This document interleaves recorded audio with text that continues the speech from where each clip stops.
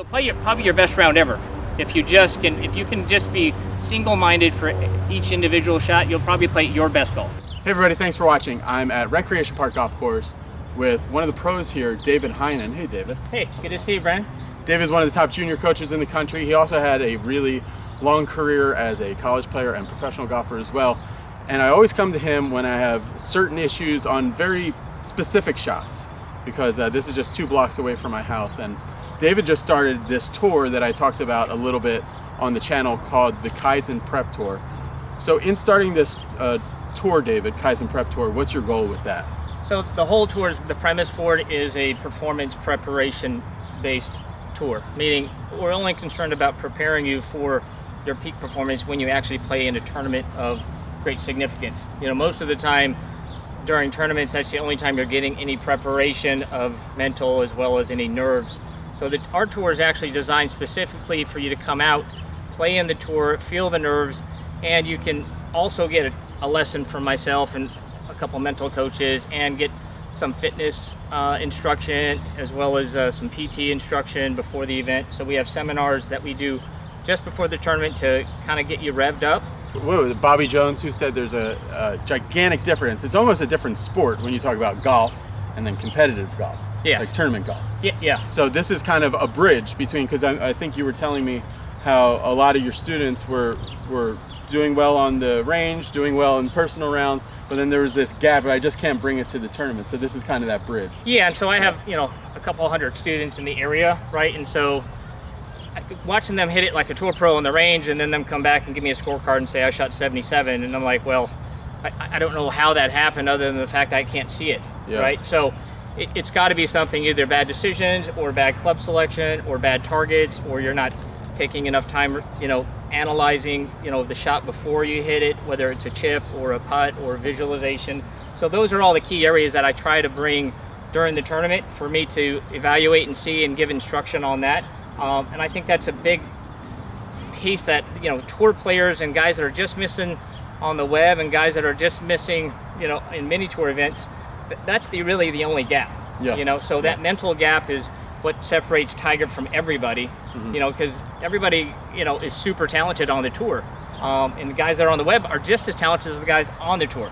But their visual focus, as well as their nerves, as well as their preparation before every shot might just be a minute better, right? Or a half a shot. And for us as amateurs, for yourself as you're going, that could be 3 or 4 shots. This video is about, so I played in like 2 weeks ago or so, I played in a Kaizen Prep Tour event, and we talked about it on a video earlier. I had a good round. I shot my best score in a tournament. I've shot better scores just golfing. I shot even par, which was good for me. That's a good step in this journey to say. But coming into, I birdied 16 and I was 1 under, and I was going to a par 5. It's not a difficult hole, and I started thinking, oh, I can shoot under par. That would really be something. And the guy leading the tournament was playing with me. David, today this video is going to be about, there were 2 shots that I think really I hit on the course, and I just didn't know exactly like how to hit them. I've done so many different golf videos and everything else about kind of standard shots, I would say like range shots, but these shots were there was some doubt in my mind about how to hit them. We're gonna head out to the course now, guys, and you're gonna see, we're gonna go to the first shot that was off of kind of like a hardpan lie, kind of dusty hardpan lie. That was very, like, if you hit it fat, it's gonna go like 5 feet, and if you hit it thin, it's gonna go screaming off the green. About 65 yards, and then an into the green short-sided downhill chip shot. So the first shot, spoiler alert, I thinned it over the green. The second shot, I flubbed it just short of the green.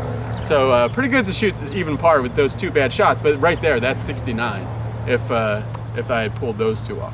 So before we head out, just to point out what you were talking about, you were already kind of thinking that you might break par, right? Yeah. So just to kind of clarify, that's sort of where things start to break down, for kids or for amateurs or even for pros. Like, oh, if I just par out from here, I'll shoot my personal best, and then that's when the wheels generally fall off, because you start actually counting shots instead of executing shots. Yeah. So the doubt that's creeping in there, might be caused by the fact that you're thinking so result oriented too, like the ending, right? So maybe you're not as clear minded as you need to be. Like every single shot you hit is like a little pop quiz.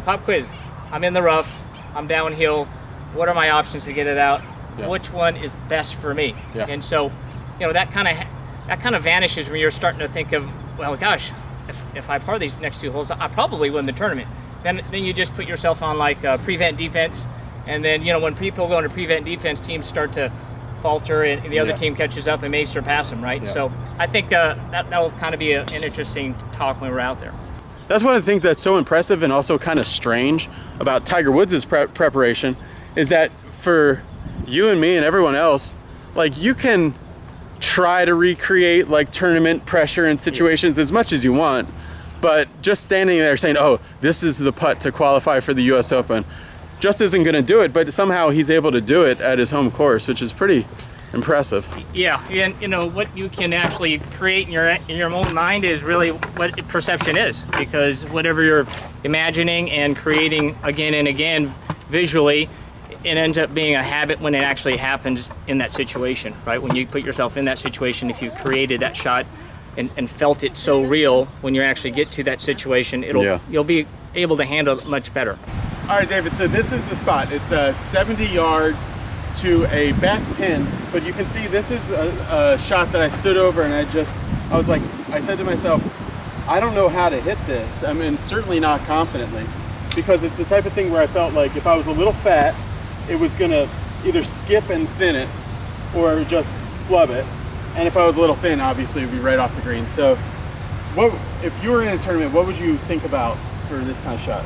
You know, first you always got to consider contact, right? So I don't think 60 is the shot out of here. Like, even if you hit your 60-degree wedge, you know, 70 yards, you definitely don't want to try to hit a full 60 out of here, because the bounce on hardpan is so easy to skip and thin. Right? And if you try to get under it, you know, you could really chunk it too. So take more club than whatever you hit 70. So I would consider 56 or even a 52, you know, because you're thinking of contact first. Okay? So put the ball a little bit back, always a little bit back the middle, in case the handle of the club, you know, you always want the handle of the club driving a little bit, so that way you're going to catch the ball first. A common thing that a lot of amateurs do is they'll try to lift it out, so you'll tilt under it and sort of chunk it, or you'll get scared and try to flick it, and so sometimes the bounce will come in, and then you'll actually hit the ground first, and then it'll skip, and then you'll blade it. The real key is to make sure that you keep moving your chest. Okay, so as you get here, as I get turning, I want to make sure that I turn my chest and not try to push my hands out. Okay, so if I do that, I know that the handle is going to be forward, and the ball's going to come out pretty solid. I think I did stop my chest, but then I tried to do one of the, you know, I've been talking so much about this kind of thing, so I think I kind of froze and did that. You can see my low point now is here. That makes perfect sense. So you probably had great handle image, but continuous motion is probably what you needed with your chest to keep going. Just all the way through. You know, so it's going to feel like a sort of a hockey strike. Oh, okay. Like that. Right, so as I get this direction, that's where the strike is, and I want to keep turning. Total commitment. I didn't like that practice.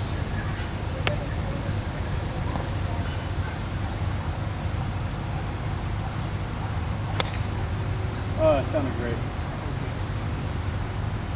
Really good. All right, so you got 7 feet for birdie. Coming to like our changes that this lesson will make in me is I really like the idea that my chest should continue going forward. Yeah, keep rotating all the way. When you're done, your chest should be all the way to the target or left of it. Yeah, there you go. So I'm just trying to use the ground to see where that low point is.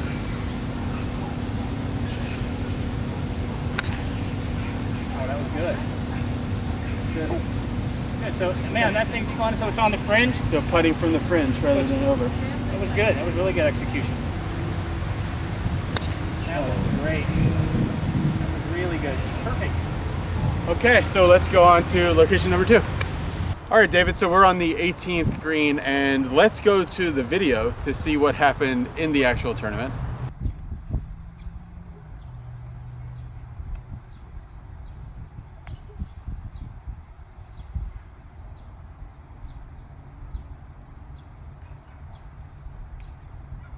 And we're back, so that was nasty to watch. But we also saw, we see this happen on the PGA Tour quite a bit, like this video. Accelerate while you're doing it. Oh, blimey. Accelerate while you're doing it. Oh, blimey. So I'm not alone. So it happens to all different kinds of players. So just to let you know, I'll switch spots with you. This was my thought process there. Was I knew that up and down would be. I wasn't going to try to hit like a basic simple shot that would then give me a chance to at least maybe make a long putt. I was trying to get it to like a foot, you know. So I remember thinking, I took my first swing. You can see in the video that David took at the KPT event. The first swing felt too big, so then I made a little bit smaller of a swing, and then when I went to hit it, I was really trying to make sure that I feathered it in there. So what did you see in the video, David, and then what would you do in this situation? The video I saw, the actual swings you were taking were pretty good. They just seemed a little bit big. And then when you actually hit it, it seemed like maybe you had some doubt about how big those were. And then right about here, you started to decel, and then you started to throw the club. Right. Sort of chunky. But yours landed like right here. Yeah, and stopped. Yeah. So I think maybe you just didn't quite take maybe enough practice swings. Because on a shot like this, you want to take the exact one and go, yeah, that's exactly what I want. And right? all you have to do is just repeat that. Yeah, and then you just pick your target that you want to land it on and turn and hit it. Oh yeah. But I would say the most important thing for most people that they can learn from this shot is your imagination is going to be your best tool. So the important thing is that you actually have the exact visual of what that shot's going to be, and how the contact is going to be for it to come out like the visual. So I see this ball, when I hit it, I saw it backwards from the pin to that spot, and then I actually saw the trajectory come from here. Then all I did is just try to hit it to my spot, and then let the slope take the rest. You need to key in on visual, contact, and then get the exact practice stroke until you have it. And then you just repeat and then let it go. Yeah. Yeah, so I think my weight would be good, right? There for this club. Just to repeat that. Oh, that'd be great. I would have loved to have had that. Yeah, you probably would have made that to win the event. Right. Okay, guys. So, in general, super generalization, what would be the one thing you would tell golfers to do if they're playing well at home, but then when they go out in a tournament, say like city championship or something big to them, and they're just not performing well? What is the one thing you would tell people to key in on? So the one thing I would tell people to key on is play every shot for what it's worth, okay? Meaning execute each shot one at a time. If you can not keep score, it's probably even a better option. Don't keep score for one time and then add them up after you're done, okay? Because what happens is, as people are playing, they're starting to keep score in their mind, and sometimes even when you're not keeping score on a card, you're still keeping score. Right. So if you can get so engaged in every shot, you almost forget about scores. Like the best rounds I've ever played, I've come in and I've made 10 birdies and not realized how many birdies I've made because I was so engaged in every chip and every putt.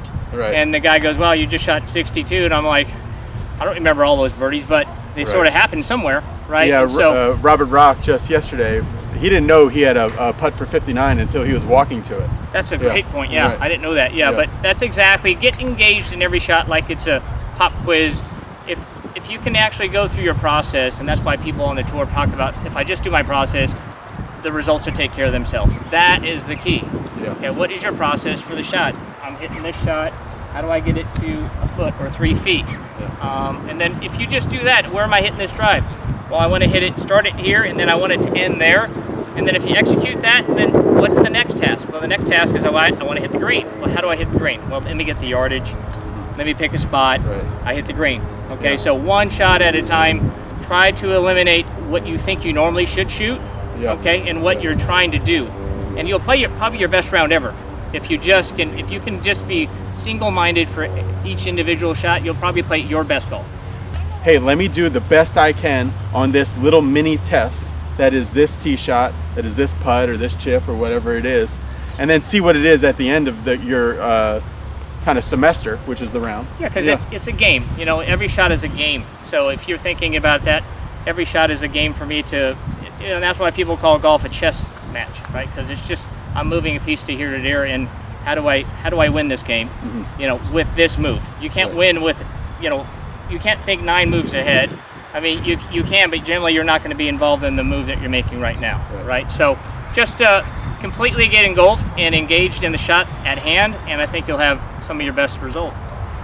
And the cool thing is, this is open to everybody. Not only just David's students, but for now it's open absolutely to everybody. It's extremely affordable, less than $50 for now, to come out and get tournament pressure and everything like that. There's a link for the Kaizen Prep Tour in the description below. It'll be a is it a Facebook page or a Blue Golf thing? It's a Blue Golf, yeah. It's a Blue Golf thing. So Blue Golf, which is what is that? It's like a tournament portal. For setting up official tournaments and everything.